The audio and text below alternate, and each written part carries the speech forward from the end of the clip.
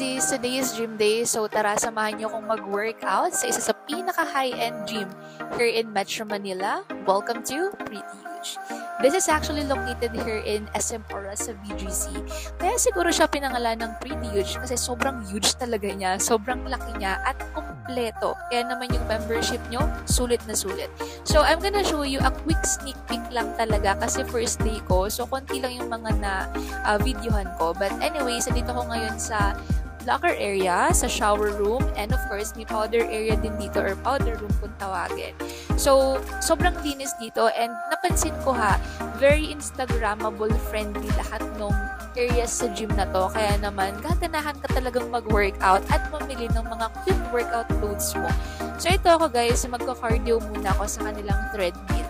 Alam niyo ba guys, fun fact about me, ang daming misconceptions about me. Akala nila sobrang galing kong mag-workout. Pero hindi nila alam, napakatamad ko.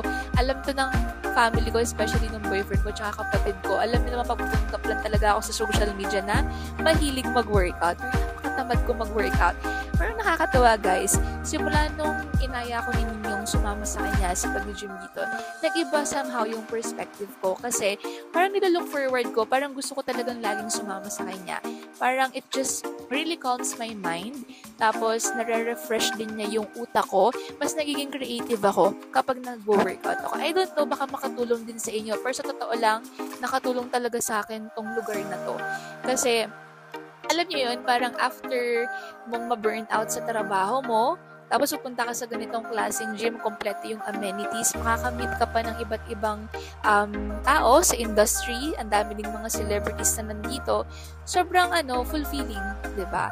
Kesa nasa bahay lang kayo after work. So, it's better for you to socialize din.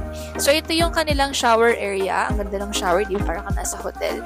Tapos, may kasama na siyang shampoo and of course, body wash. Kompleto na. Magdadala ka lang talaga ng damit mo tsaka ng body essentials mo. So, yun lang naman guys. And then, abangan nyo yung second vlog kasi ngayon, mabilis na vlog lang talaga to. Naligo muna ako and then, ayun, umuwi na rin kami. So, from Pasig to BGC, yung travel time is around 20 minutes. Depende sa traffic. Pero without the traffic, 10 minutes lang. So, dahil sneak peek lang naman to, that is it for today. Bye, CZs!